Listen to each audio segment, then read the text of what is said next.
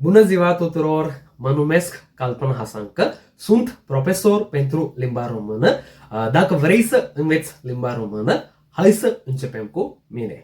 මොකක්ද දන්නවද මම ඒ කිව්වේ? මම ඔයාලට කිව්වේ සුබ දවසක් වේවා නැත්නම් ආයුබෝවන් කියන්න අපිට පාවිච්චි කරන්න පුළුවන් මේ බුණ ziwa කියන එක තුන් විදිහකට පාවිච්චි කරන්න පුළුවන්. එකක් සුබ දහවලක් වේවා කියන්න පුළුවන්. එකක් සුබ දවසක් වේවා කියන්න පුළුවන්. සහ අපිට ආයුබෝවන් කියන්නත් මේ බුණ ziwa කියන එක පාවිච්චි කරන්න පුළුවන්. ඉතින් මම ඔයාලට එතකොට කිව්වේ ආයුබෝවන් ඔයාලා හැමෝටම මගේ නම කල්පනා හසංක.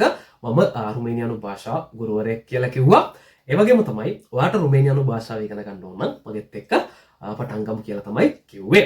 හරි ඔයගොල්ලෝ ගොඩක් අය දන්නවා මේ වෙනකොට මගේ හසා රුමේනියන් ඇකඩමි කියන ඇකඩමි එක පටන් අරගෙන තියෙනවා. දැනට කණ්ඩායම් 4ක් මගෙන් ඉගෙන ගන්නවා.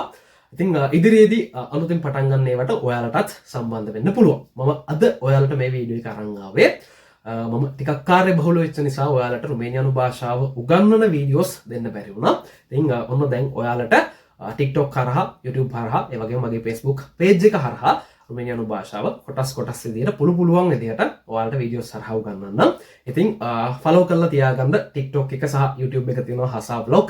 ඒ වගේම Facebook එකේ තියෙනවා හසා රුමේනියන් academy. මේ page එකත් follow කරලා තියාගන්න.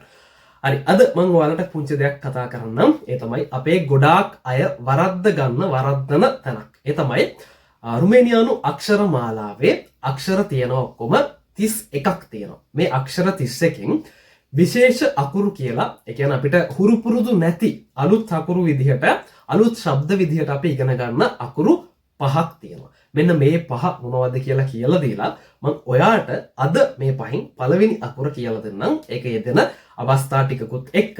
මොකද මේක ගොඩක් අය වරද්දනවා. වරද්දන එක නිසා වචන හරියට ශබ්ද කරන්නේ. අපි ඊළඟ දවසේ ඊතුරු අකුරු ඔහොමම ටිකෙන් ටික ඉගෙන ගමු. බුන් මෙන් ඔයාලට දැන් පේනවා මොනවද මේ අකුරු 5 කියලා. ඒ තමයි මේක පළවෙනි එක මේක මේකත් ඊට පස්සේ ඔයාලට මෙතන තියෙනවා ස් මේක අපි දන්න શબ્දයක්. ඊට පස්සේ තියෙනවා ස්. මෙන්න මේ ටික තමයි විශේෂ අකුරු. හරි මම ආපහු පාරක් කියාගෙන යන්නම්. මේකත් ස් ස් මේ තමයි විශේෂ අකුරු 5. මේකේ පළවෙනි අකුර මම ඔයාලට දැන් කියලා දෙන්න හදනවා. ඒත් එක්ක මම ඔයාලට වෙනස කියලා දෙන්නම්. මෙන්න මේ ඔයගොල්ලෝ දැන් දකින්න එක මේක ආ. එතකොට අනිත් දෙකටත් ඔයාලට ආ කියලා ශබ්ද කරන්න බෑ. එහෙම ශබ්ද කරන්න එපා. ඒක වැරදි. දැන් ඔයාලා ඉගෙන ගත්තට පස්සේ හරියට ශබ්ද කරන්න. මෙන්න මේක විශේෂ අකුරක් නෙවෙයි. නමුත් ශබ්දය පැහැදිලි කරන්න ඕන නිසා මම ගත්තේ මේක අපි ආ. අම්මා, අමර, ඒ වගේ ආ මේ බලන්න කට ඇරලා ආ කියද්දි හොඳට අපි කට ඇරලා ශබ්ද කරනවා. එතකොට මේ ඔයාලට උගන්වන පළවෙනි විශේෂ අකුර මේක බලන්න දැක්කද මගේ කට දිහා බැලුවොත් ඔයාලට ඒක පේනවා මේක විශේෂ අකුර නෙවෙයි. මේ මම උදාහරණයක් විදිහට ගත්තේ ඔයාලට මේක පැහැදිලි කරන්න. මේක මේ පළවෙනි විශේෂ අකුර ශබ්දය. එතකොට මෙන්න මේ ශබ්දය අපේ සිංහල භාෂාවෙත් තියෙනවා ඉංග්‍රීසි භාෂාවෙත් තියෙනවා. හැබැයි අපිට ඒකට විශේෂ අකුරක් සිංහල භාෂාවේවත් ඉංග්‍රීසි හෝඩියේවත් ඉංග්‍රීසි භාෂාවේවත් නැහැ.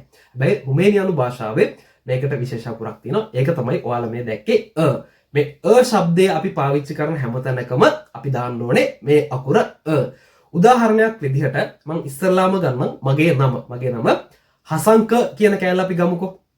එතකොට හසංක දැන් ඔයාලට මම ලියලා තියෙනවා. මේ බලන්න ඒ කියන්නේ මේ අල් හයන්නට එකතු වෙලා හා හැදිලා තිනවා. හා සා ක කියද්දී මෙන්න මේකම ඔයාලා මේ දකින මේක දාලා තිබ්බොත් මේක කොහොමද අපි ශබ්ද කරන්නේ? හසංකා. දැන් මගේ ටැග් එක මම වැඩ කරන තැන ටැග් එක දැක්කහම මේගොල්ලෝ ගොඩක් වෙලාට හුරු වෙලා තියෙන්නේ. මොකද මම දාලා තියෙන්නේ අර ඉංග්‍රීසියෙන් මගේ නම ලියන විදිහට මේ විදිහට. එතකොට මේක හසංකා කියලා තමයි රුමේනියානු භාෂාවෙන් ශබ්ද කරොත්. හැබැයි මේ හරි ශබ්දයේ ගන්න ඕන නම් ශබ්දයේ ගන්න ඕන නම් මෙන්න මෙතෙන් එකතු කරන්න පුළුවන් අකුර. එතකොට හසංක ශබ්දේ බලන්න හසංක ශබ්දේ. දැක්කද ඔයාලට පැහැදිලි එක මම හිතනවා පැහැදිලි ඇති කියලා. බලමු අපි උදාහරණ ටිකක්. පළවෙනි එක මෙතන තියෙනවා ආලා නෙවෙයි ඒලා. ඊට පස්සේ මෙතන තියෙනවා ඔයාලට ආස්තා කියලා ඔයාලා අහලා ඇති. මෙතන මේ උදාහරණය අරන් තියෙනවා ආස්තා කියන එක. ඊට පස්සේ මාස අගට තියෙනවා මේ මාස කාස බලන්න මාස කාස ඊට පස්සේ අකාස ඒ වගේම අපිට මර් මැද තියෙන ශබ්දය මර් කියලා අපි කියනවා. එතකොට තව අපිට ගන්න පුළුවන් මරීමේ කියලා කියනවා. බලන්න ඒ හැමතැනකම මේ තමයි යෙදලා තියෙන්නේ. උදාහරණ ටික අපි ආපහු බලමු. ඔයාලගේ නම් වලිනුත් මේක ගන්න පුළුවන්. ඔයාගේ නම හදලා බලන්න මේ ශබ්දයක් තියෙනවා නම් මේ අකුර දාගන්න. අස්තා කියලා අපි කියනවා. මේක කියලා අපි කැෂුවල් පාවිච්චි කරන එකක්. මේක අස්තා. ඒලා කියලා කිය අපි ඒක කියන අදහසෙන් අපි කැෂුවල් පාවිච්චි කරනවා. ඒලා. මාස කියන එකට තේරුම් ගොඩක් තියෙනවා. මෙතනදී මම එකක් කියලා දෙන්නම්. මාස කියලා කියනවා මේසයට. කාස කියලා කියනවා අපි නිවසට. කාස.